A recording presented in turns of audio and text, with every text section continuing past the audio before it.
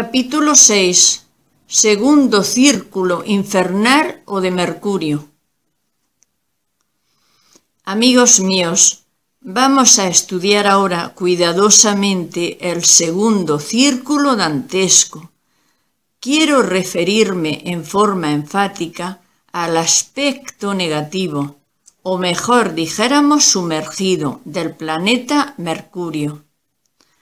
No vamos a hablar ahora sobre el cielo de Mercurio, repito, es indispensable que investiguemos un poco lo relacionado estrictamente con la antítesis de aquel brillante cielo. Cuando penetramos en el interior de la Tierra con el cuerpo astral, podemos perfectamente verificar por sí mismos y en forma directa lo que es el infierno de Mercurio.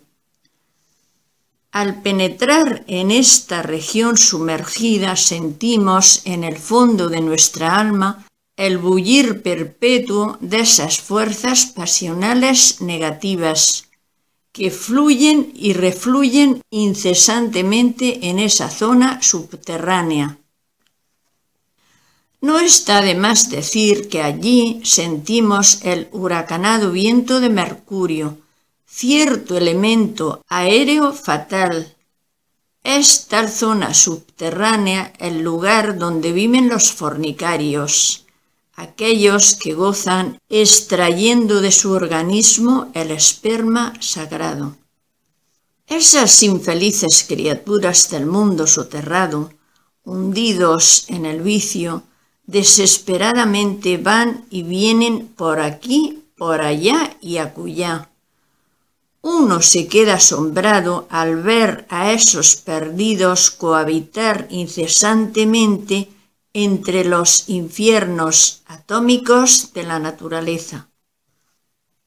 Tales egos blasfeman incesantemente y odian a muerte todo aquello que tenga sabor a castidad.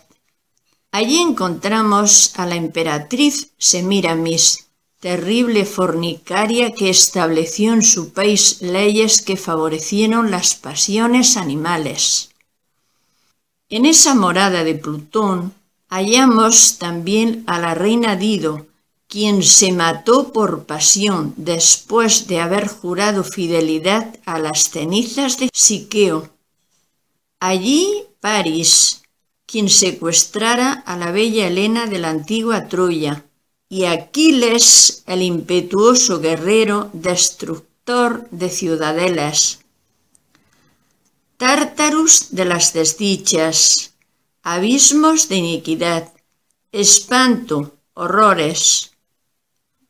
Con profundo dolor podemos hallar en el segundo círculo dantesco a los bodhisattvas caídos, aquellos que asesinaron al dios Mercurio, infelices almas que cambiaron sus derechos de progenitura por un plato de lentejas.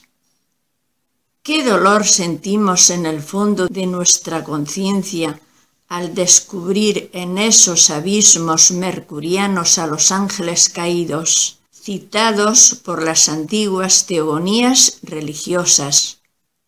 Van y vienen por esos aires negros de la sumergida región aquellos que cambiaron el cetro de poder por el uso de Onfalia, región donde el entendimiento humano no trabaja, mundo de instintos brutales donde la lascivia se mezcla con el ímpetu de la violencia.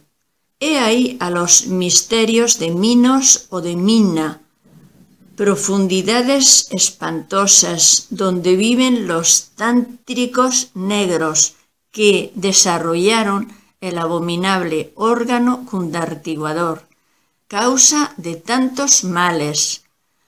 Ah, si el glorioso arcángel Sakaki con su comitiva sagrada hubiese previsto con exactitud matemática los resultados fatales de aquella cola satánica, de aquel órgano de las abominaciones que otrora se le permitió a la humanidad desarrollar con propósitos planetarios definidos.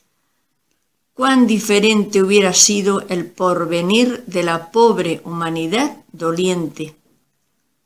Es ostensible que cada ser humano es una criatura que capta las distintas fuerzas cósmicas para transformarlas y transmitirlas a las capas interiores de la Tierra.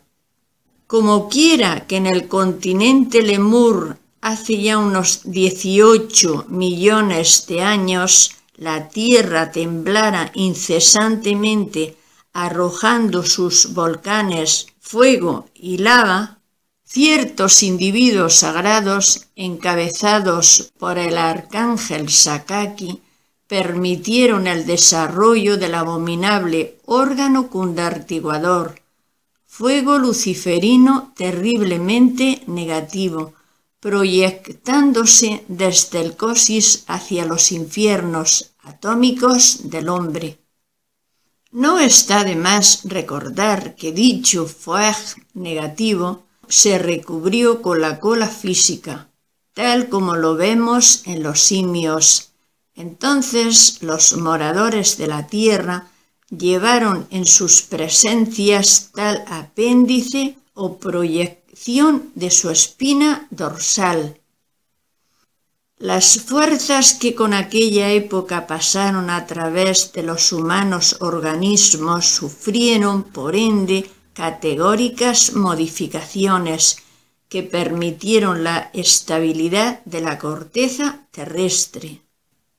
Mucho más tarde en la historia de los siglos, otros individuos sagrados, considerando ya innecesario el abominable órgano cundartiguador, cola de Satán, eliminaron de los humanos cuerpos tal apéndice.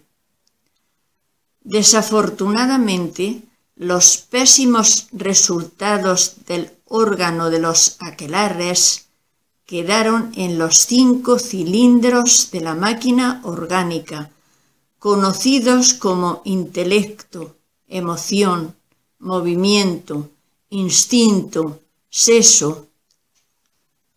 Profundizando en este tema, podemos descubrir por sí mismos que tales resultados tenebrosos están perfectamente definidos como agregados psíquicos o yoes pendencieros y gritones, personificando errores y constituyendo el ego, el mí mismo, el sí mismo.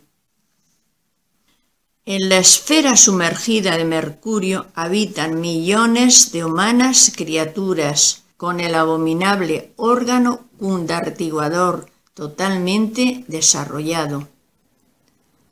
No quiero con esto decir que la cola física de los simios se encuentre actualmente desarrollada en la anatomía de los bípedos tricerebrados o tricentrados. Ciertamente ahí existe un residuo óseo de la abominable cola, muy incipiente en la anatomía humana. Sin embargo, el aspecto psíquico de tal órgano se encuentra en la presencia metafísica de millones de humanoides racionales.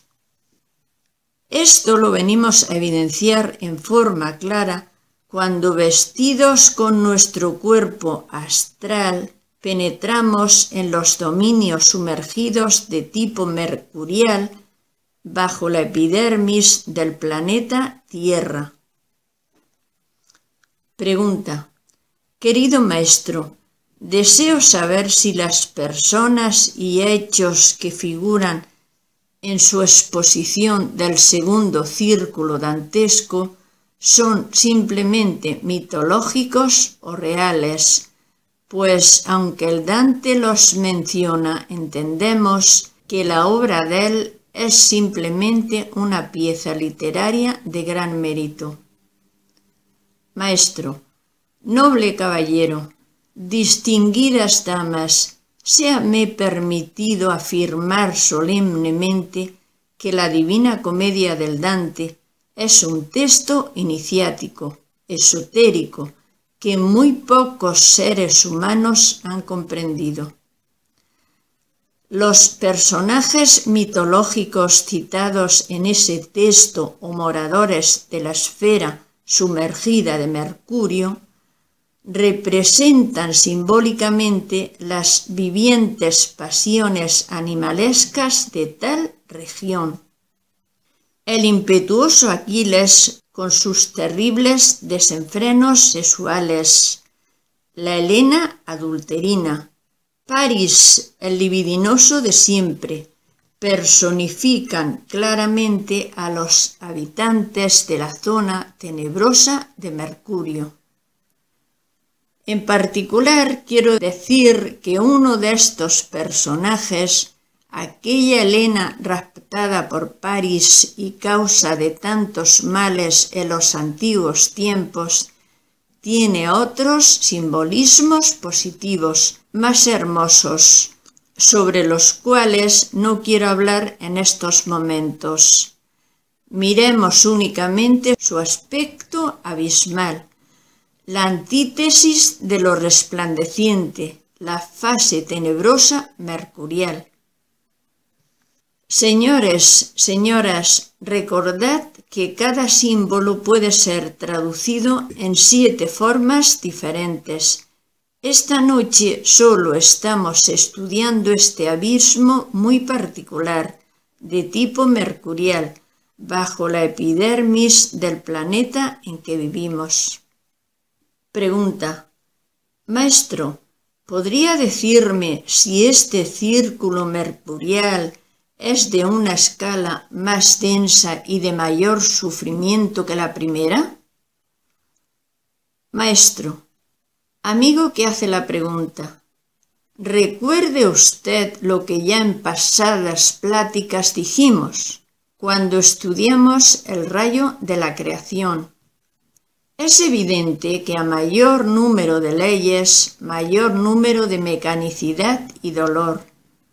La esfera sumergida de la Luna está gobernada exclusivamente por 96 leyes. Sin embargo, el aspecto tenebroso de Mercurio, dentro de la masa planetaria en que vivimos, se haya constituido por 192 leyes. Por lo tanto, la mecanicidad es aún mayor y por ende los sufrimientos son muchísimo más intensivos.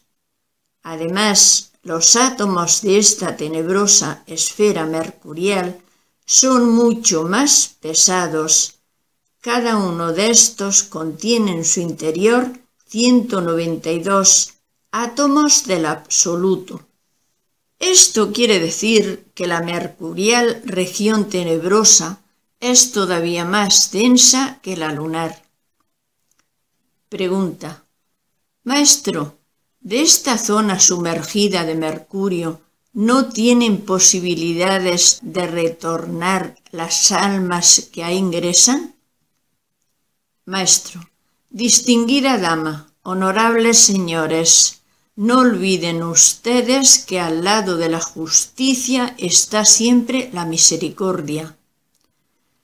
En estas tenebrosas regiones abismales moran algunos maestros de la Gran Logia Blanca, grandes iniciados, seres divinos que renunciaron a toda felicidad para auxiliar a los perdidos.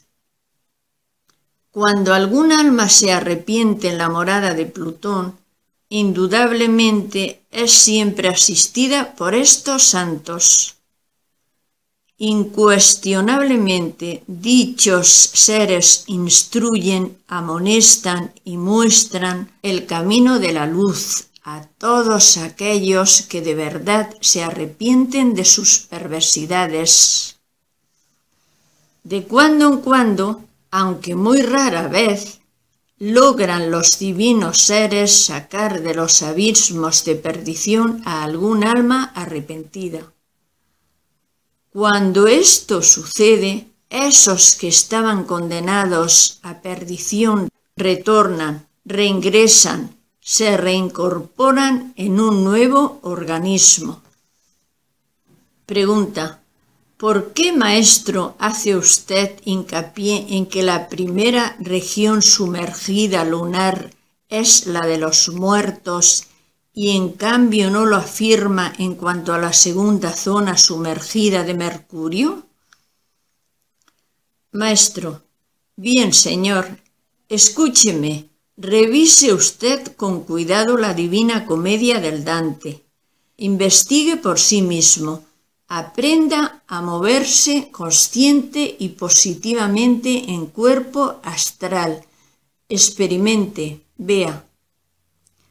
Obviamente, el orco de los clásicos, el limbus de los cristianos, es tan solo la antesala del infierno, aunque corresponde al primer círculo dantesco. Todo iniciado sabe que en tal región vivimos, después de muertos, millones de seres humanos. El encuentro con Minos, el demonio que marcara con las vueltas de su cola el círculo donde deben ir los difuntos, solo lo hallamos en la esfera sumergida de Mercurio. No es pues esto un capricho mío, repito. Quien quiera investigue por sí mismo en forma directa y corroborará mis afirmaciones. Pregunta: maestro, no comprendo por lo que usted acaba de decir. ¿Por qué en el mundo soterrado de Mercurio habitan los yoes fornicadores que también constituyen el mí mismo o el yo soy? Y lo mismo sucede en el primer círculo dantesco. Maestro: bien, señor, indudablemente casi todos los bípedos tricerebrados o tricentrados, equivocadamente llamados hombres, resultan en el fondo más o menos fornicarios. Sin embargo, la gran ley, como ya dije en pasadas pláticas, le asigna a toda alma 108 existencias en cada ciclo de manifestación cósmica. Es evidente, palmario y manifiesto que nadie puede ser arrojado a los abismos de perdición sin haber cumplido su ciclo de existencias. Normalmente los difuntos viven en el limbo, representado este último por todas las cavernas de la tierra. Solo aquellos fornicarios que ya agotaron su ciclo de existencias humanas ingresan definitivamente en la sumergida región negativa de Mercurio. Empero, os ruego por favor comprendedme, existen sobre la tierra algunas veces verdaderos monstruos humanoides que ya no ofrecen ninguna posibilidad de redención. Son casos definitivamente perdidos y aunque no hayan agotado el ciclo completo de las 108 existencias, incuestionablemente entran en los mundos infiernos. Pregunta: maestro, sabemos que la esfera de Mercurio es de los fornicarios. ¿Quiere esto decir que los yoes se dividen en los diferentes círculos dantescos de acuerdo con los distintos agregados psíquicos? Maestro: joven que hace la pregunta, es claro que el ego es una suma de diversos agregados psíquicos que personifican errores. Algunos de estos corresponden específicamente a un círculo dantesco y otros se hallan íntimamente vinculados con otros círculos más sumergidos, Empero, la totalidad, la suma de valores negativos en su conjunto, se precipita involucionando dentro del reino mineral hacia el centro de gravedad planetaria. La conciencia de los condenados debe experimentar en cada círculo descendente, en cada infradimensión de la naturaleza, bajo la región tridimensional de Euclides, sus correspondientes defectos psicológicos. Esta noche estamos hablando exclusivamente sobre el segundo círculo. Más tarde, después de haber revisado los 9 círculos dantescos, estudiaremos detenidamente la ley del movimiento perpetuo. Entonces todos ustedes, señores y señoras, podrán ahondar un poco más en el tema que corresponde a la pregunta que ha hecho el joven aquí presente. Pregunta: Maestro, ¿quiere decir que en este círculo que corresponde a la lujuria, la fornicación se ha vuelto terriblemente mecánica y por ende dolorosa y asqueante? Maestro: bien amigo, escúcheme. Entre ese aire negro y fatal, la lujuria suele mezclarse con la violencia, y entonces todo se torna instintivo y brutal. ¿Entendido? Pregunta: lo que desconcierta tremendamente, venerable maestro, es que a pesar de las torturas que en ese círculo se sufren, los que ahí moran creen que van muy bien. ¿Quisiera explicarnos esta cuestión? Maestro: noble señor, las gentes del abismo piensan de sí mismas siempre lo mejor.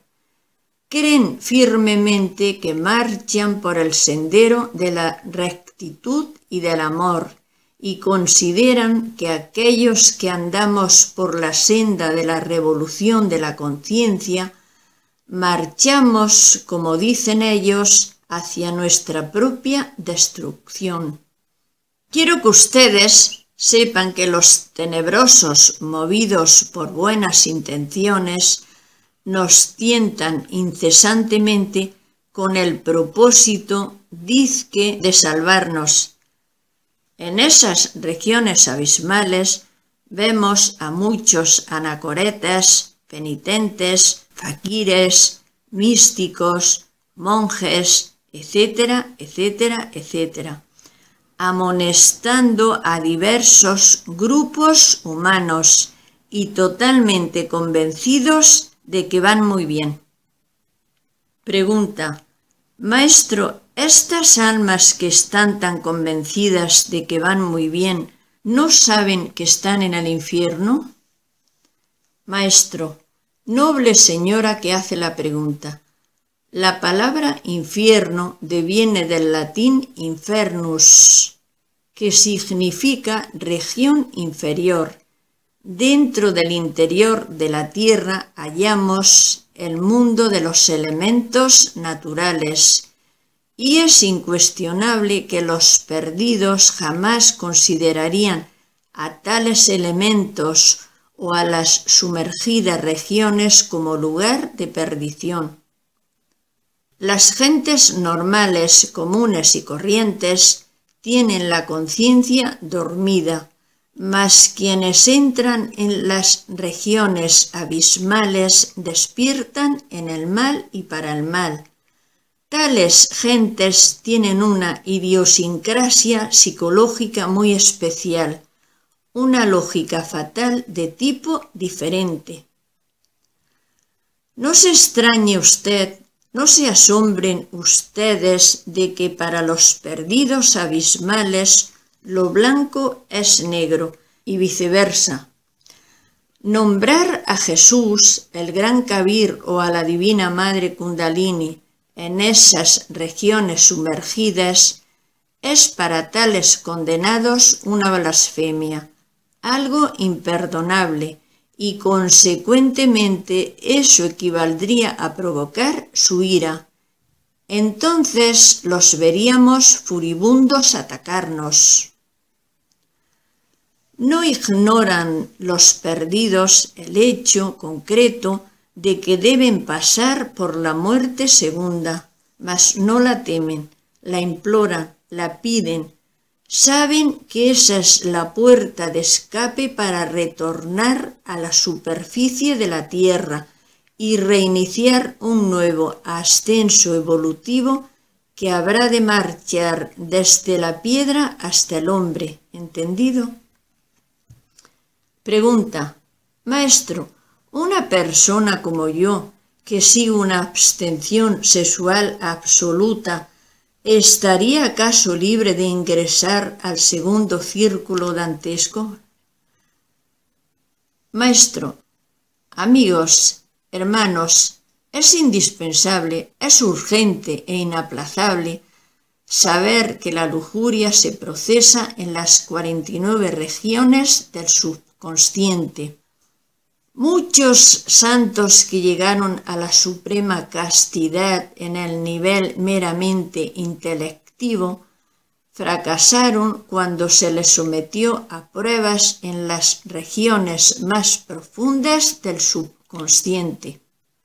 Alguien podría, por ejemplo, haber logrado la castidad en 48 regiones subconscientes y fallar en la 49.